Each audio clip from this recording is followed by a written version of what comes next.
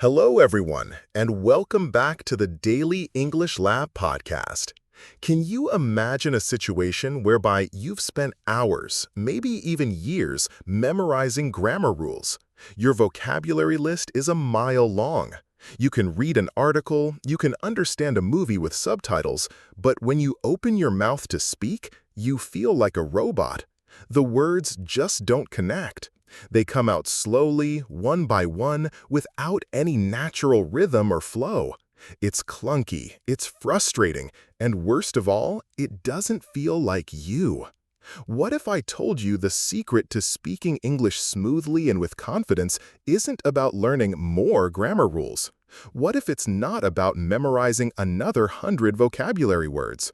What if the secret is learning to speak in a completely different way? My name is Victor, and welcome to our Slow English podcast. Many years ago, I was exactly where you are now.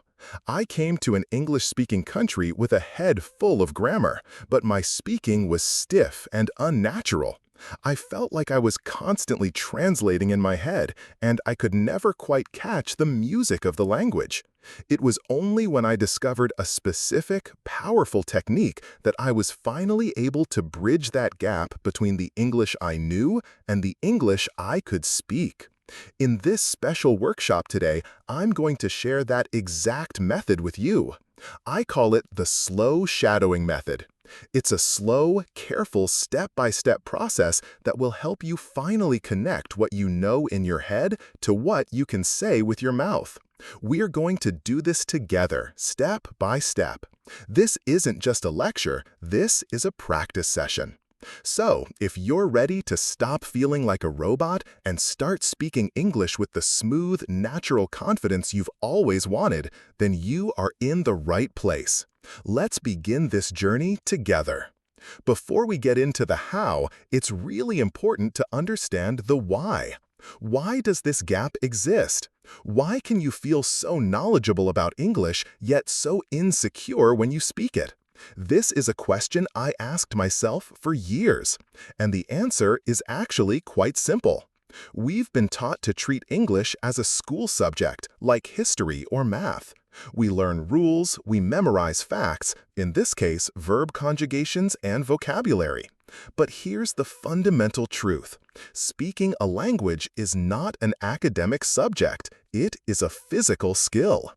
I want you to think about it like this. Imagine you wanted to learn how to drive a car. You could read every book ever written about driving. You could memorize the function of every single part of the engine.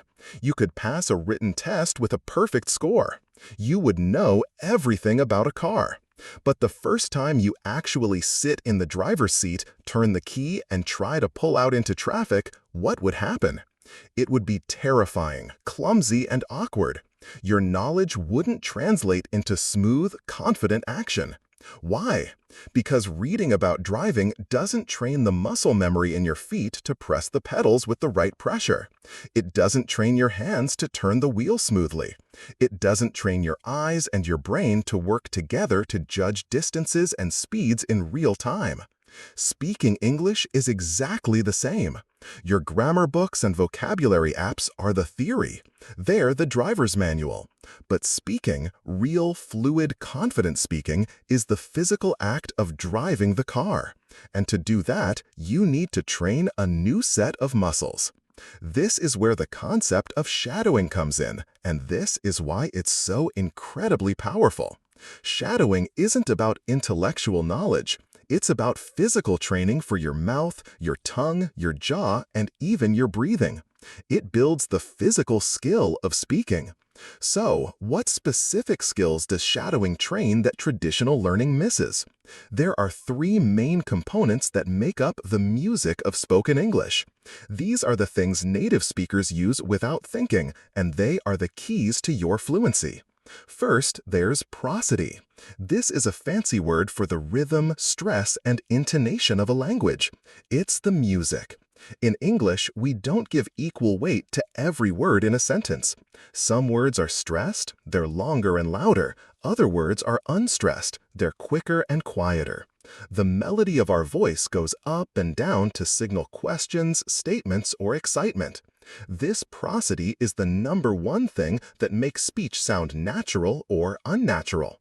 When you shadow, you're not just repeating words, you are copying the music. You're learning where to place the stress, when to raise your voice, and when to let it fall. Second, there's connected speech. This one is huge.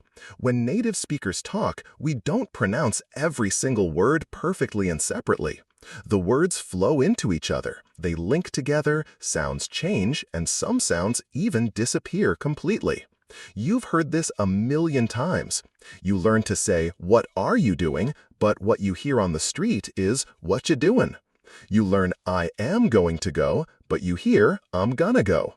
This isn't slang. It's a natural, essential feature of spoken English. Let me give you a few quick examples. There's a process called linking, where a consonant sound at the end of one word attaches to a vowel sound at the beginning of the next. For instance, an apple sounds like an apple. Clean up sounds like clean up. Your mouth doesn't want to stop between the words, it wants to create a smooth bridge. Then there's something called elision, where sounds disappear. This often happens with T and D sounds when they're stuck between other consonants. The phrase next door almost always sounds like next door. The T vanishes to make it easier to say. Most common becomes most common. And then there's assimilation, where two sounds come together and create a new sound. This happens all the time with the word you. Don't you becomes don't ya. Meet you becomes meet ya. The T and the Y sounds blend to create a new cha sound. When you only learn English from a textbook, you're learning a version of the language that is never actually spoken. Shadowing forces you to confront and produce these connected speech patterns. It trains your ear to hear them and your mouth to make them. Finally, the third component is automaticity. This is the ultimate goal. Automaticity is the ability to speak without actively thinking about the words or the grammar. It's when the phrases and sentences flow out of you just like they do in your native language. When you're a beginner, you're constantly translating in your head. You think of an idea, translate it to English words, try to arrange them with the correct grammar, and then you speak. This process is slow and exhausting. Shadowing helps you bypass this translation process. By repeating full phrases and sentences over and over, you begin to store them in your brain as complete chunks of language. You stop thinking about individual words like do, you, want, a cup of coffee. Instead, you store the entire musical phrase. Do you want a cup of coffee? It becomes one single unit. When you do this enough, you build a huge library of these ready-to-use chunks, allowing you to speak automatically and effortlessly. So, to summarize, the fluency gap exists because speaking is a physical skill, not just an intellectual one.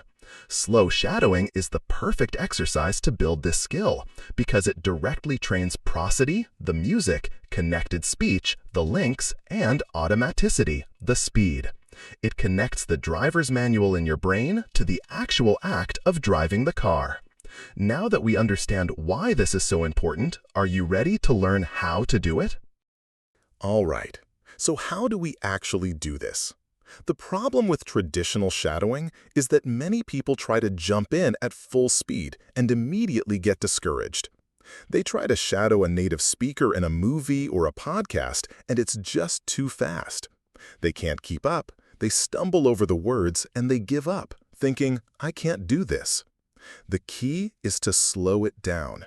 The method I'm going to teach you today breaks the process down into 5 manageable, gentle steps. It's designed to build your confidence at each stage before moving to the next. Think of it as learning a dance. You don't start by trying to perform the full high-speed routine. You start by learning the individual movements one at a time, slowly. Here are the 5 steps of the slow shadowing method. Step 1. The naked listen. The first time you encounter a piece of audio, I want you to do nothing but listen. Don't look at a transcript, don't try to say anything. If it helps, you can even close your eyes. The only goal here is to absorb the overall music of the speech. You're listening for the rhythm, the emotional tone, and the pauses.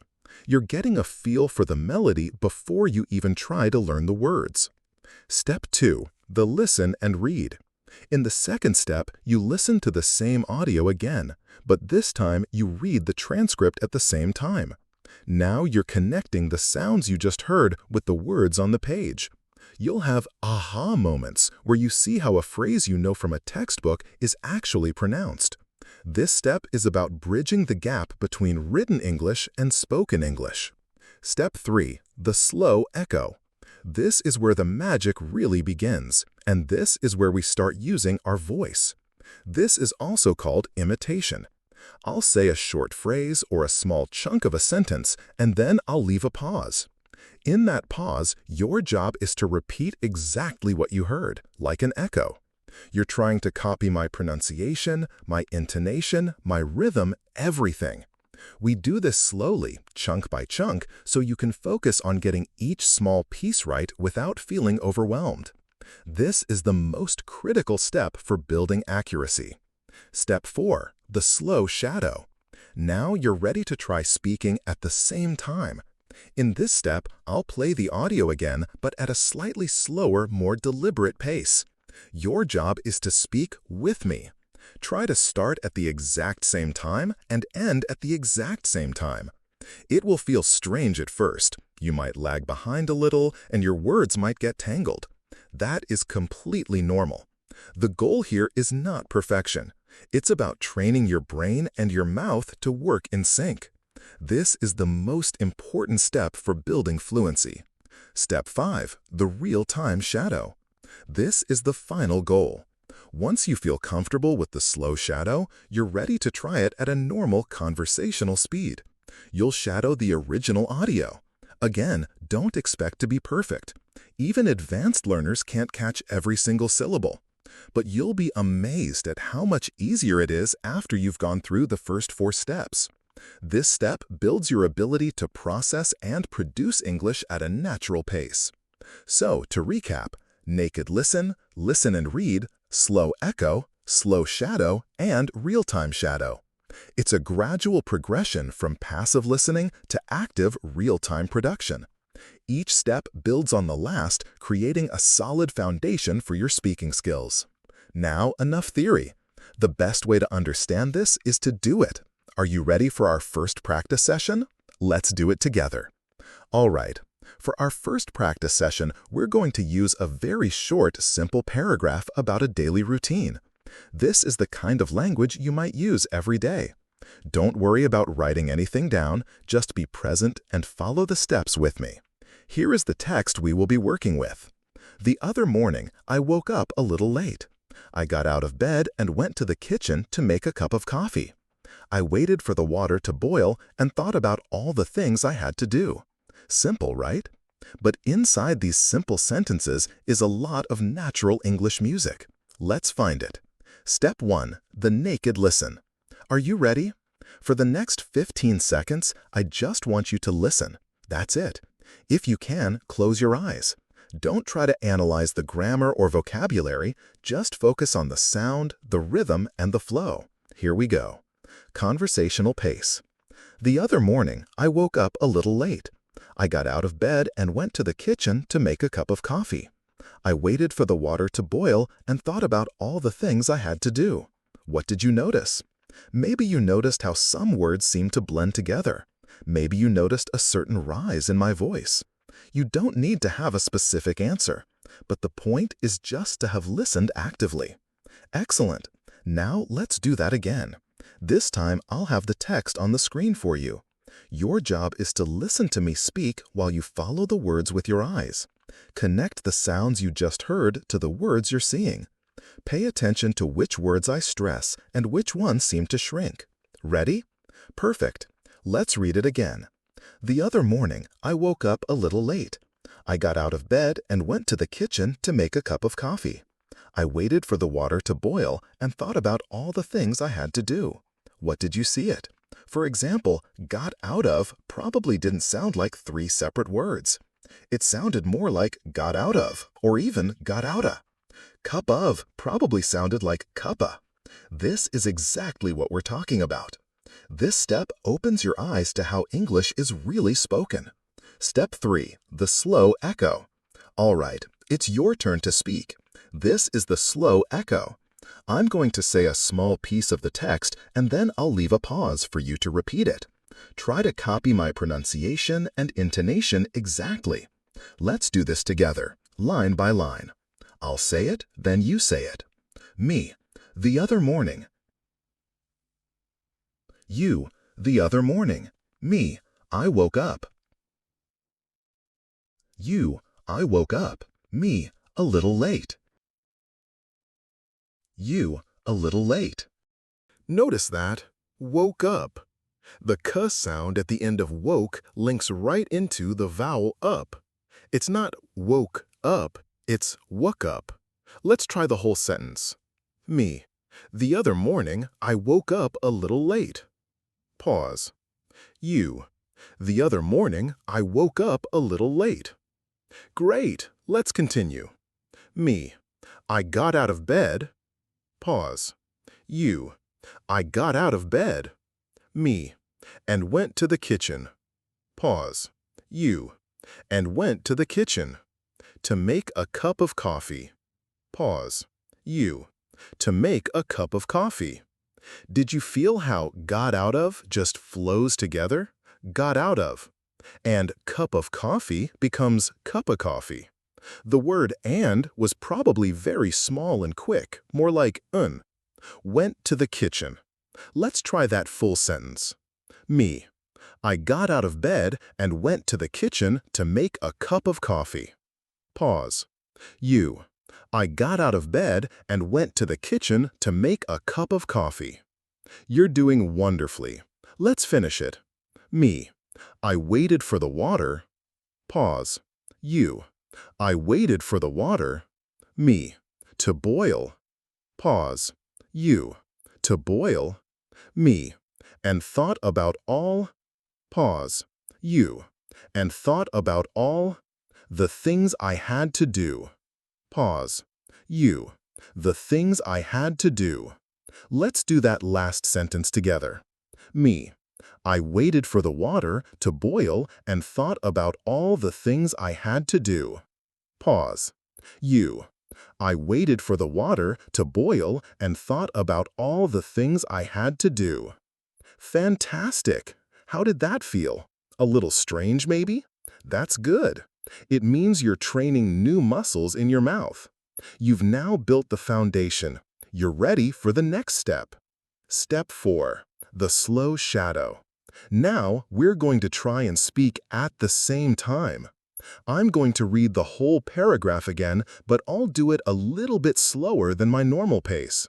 Your job is to start speaking when I start speaking, and finish when I finish. Don't worry if it's messy. Just try to stay with my voice as best you can, like my shadow. Ready? Let's try it. The other morning, I woke up a little late. I got out of bed and went to the kitchen to make a cup of coffee.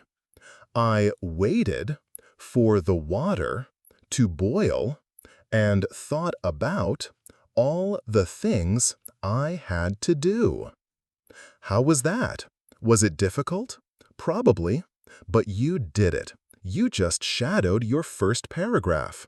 Even if you only caught 50% of it, that is a huge success.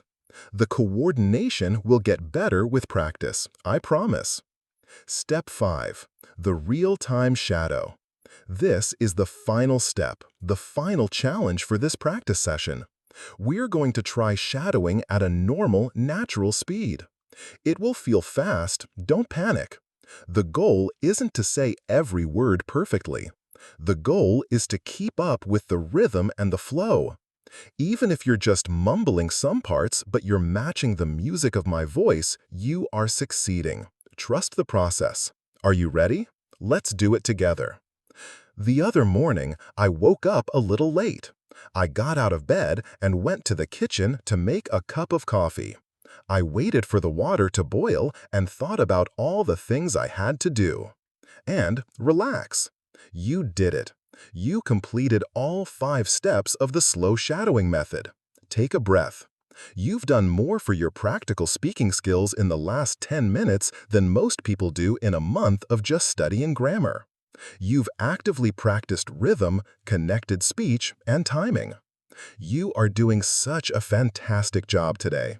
We're going to do another, more advanced practice session in just a moment. But before we do, I wanted to let you know that I've created a free PDF worksheet just for you to go with this video. It includes the full transcript for both of our practice sessions today, plus a link to a downloadable MP3 audio file of the practice texts, and a bonus third practice text that we won't be covering in this video. This will allow you to practice these steps on your own anytime you want. It is completely free. You can download it right now at www.slowenglishfluency.com/podcast1. Having the text and audio to practice with later will make a huge difference, so go ahead and grab that. Welcome back. Are you ready for round 2? For this second practice session, we're going to use a slightly more complex text. It's a short story, a little narrative. This will give us a chance to work on more emotional and descriptive language. It's also packed with examples of connected speech that we can break down together. Here is the story we will work with. It started to rain as I was walking home. I didn't have an umbrella, so I stood under a big tree and waited. A young woman who was on her way to the bus stop asked me if I was all right. I told her I was fine, just a bit wet. She laughed and handed me one of her own. This story has more feeling, more character. It gives us more music to play with. Let's go through our 5 steps again, but this time we'll pay even closer to the details. Step 1. The naked listen. Once more, just listen. Close your eyes. Don't think, just absorb. What's the feeling of this story? What's the mood? Let's listen. It started to rain as I was walking home. I didn't have an umbrella, so I stood under a big tree and waited. A young woman who was on her way to the bus stop asked me if I was all right. I told her I was fine, just a bit wet. She laughed and handed me one of her own. It's a sweet, simple story. The tone is calm, maybe a little bit reflective. Perfect. You've absorbed the general atmosphere. Perfect. Okay, let's look at the text now as you listen again. This time, I want you to be a detective. Look for those moments of connected speech. Look for the stressed words that carry the meaning. Ready? Let's listen. It started to rain as I was walking home. I didn't have an umbrella, so I stood under a big tree and waited. A young woman who was on her way to the bus stop asked me if I was all right. I told her I was fine, just a bit wet. She laughed and handed me one of her own. Let's break down some of what you just heard. In the first sentence, started to likely sounded like started a. The to becomes a very small, unstressed sound. In the second sentence, have an umbrella links together beautifully. Have an umbrella. In the third sentence, asked me if I was all right is a gold mine. Asked me often becomes ask me. The t sound can get dropped. And if I links to become if I. Was all right becomes was all right. So you get ask me if I was all right. It's incredible how much it changes from the written form. Step 3. The slow echo. Now let's train our mouths to make these sounds. We'll go chunk by chunk. Remember, your goal is to be my perfect echo. Me. It started to rain. Pause. You. It started to rain. Me. As I was walking home. Pause. You. As I was walking home. Let's try that whole sentence. Notice the stress on rain and home. Those are the important words. Me. It started to rain as I was walking home. You. It started to rain as I was walking home. Good. Next part. Me. I didn't have an umbrella. You. I didn't have an umbrella. Me. So I stood under a big tree, you. So I stood under a big tree, me, and waited, you, and waited. Let's try that whole section. Feel the link in haven. I didn't have an umbrella, so I stood under a big tree and waited. You. I didn't have an umbrella, so I stood under a big tree and waited. Excellent. Now for the most complex sentence. Let's take it very slow. Me. A young woman. You. A young woman. Me. Who was on her way. You. Who was on her way. Me. To the bus stop. You. To the bus stop. Me. Asked me if I was all right. You. Asked me if I was all right. Really try to feel that connection. Asked me if I was all right. Let's say that phrase one more time. Me. Asked me if I was all right. You. Asked me if I was all right. Fantastic. You're doing the hard work now. This is where the real change happens. Let's finish the story. Me. I told her I was fine. You. I told her I was fine. Me. Just a bit wet. You. Just a bit wet. Notice bit wet. The T at the end of bit is a stop T. We don't fully release it. It's not bit wet. It's bit stop wet. This is a very fine point of native-like pronunciation. Let's continue. Me. She laughed. You. She laughed. Me. And handed me. You. One of her own. You. One of her own. One of becomes one of. The final sentence all together. Me. She laughed and handed me one of her own. You. She laughed and handed me one of her own. Wonderful. You have just dissected and repeated a full, natural-sounding story. You should be very proud of yourself. Step 4. The slow shadow. You know the drill.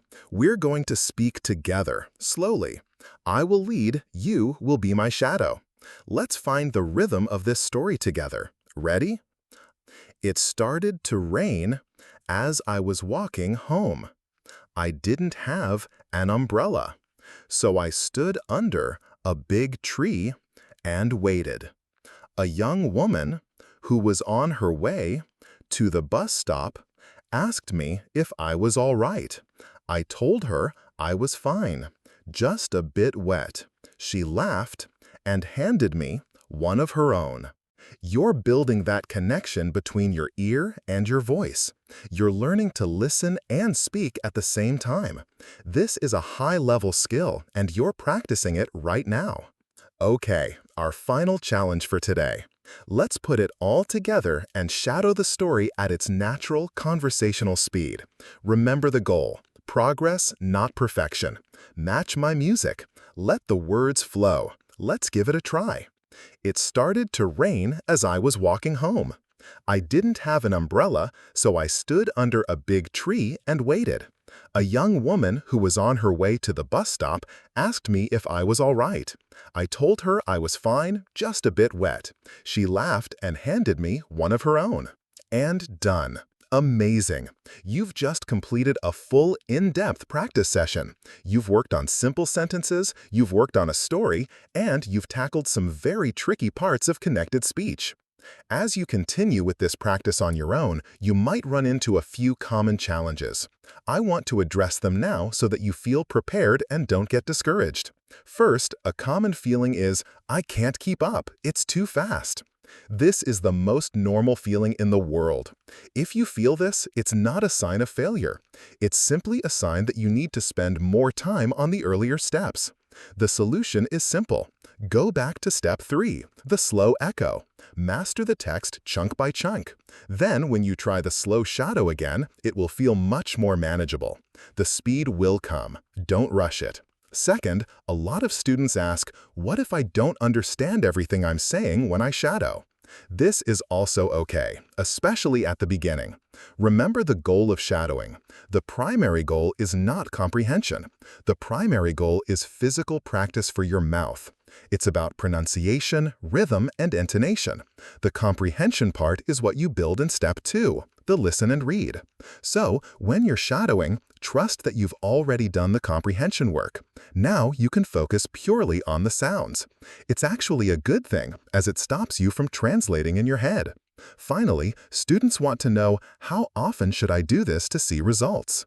The answer is consistent over intensity.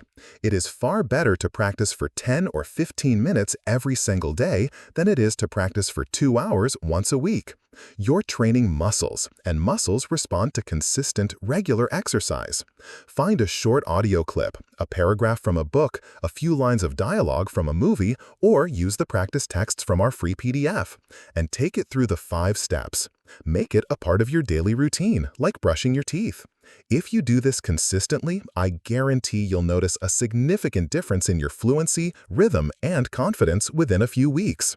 We have covered so much today. We talked about why your speaking might feel robotic and how fluency is a physical skill. And most importantly, you learned the 5 steps of the slow shadowing method: the naked listen, listen and read, the slow echo, the slow shadow, and the real-time shadow. You have the method, you have the tools, and you've already practiced it with me today, twice. You've proven to yourself that you can do this. The only thing left is to continue the practice. You are no longer just a passive learner of English, you're an active trainer of your own voice. I have a question for you. What's one phrase or connection from our practice today that was a real aha moment for you? Was it cup of coffee? Was it asked me if I was all right? Let me know in the comments below. I'd love to read about your discoveries. Sharing them also helps other learners notice the same things. If you found this session helpful and you want to continue this journey with me, please make sure you subscribe to the channel and click that bell notification icon. That way, you won't miss our next lesson together. Thank you so much for your hard work and your focus today. Remember that every time you practice, you are one step closer to speaking English with the smooth, natural confidence that you deserve. I'm Victor, and I can't wait to see you in the next session. Keep practicing.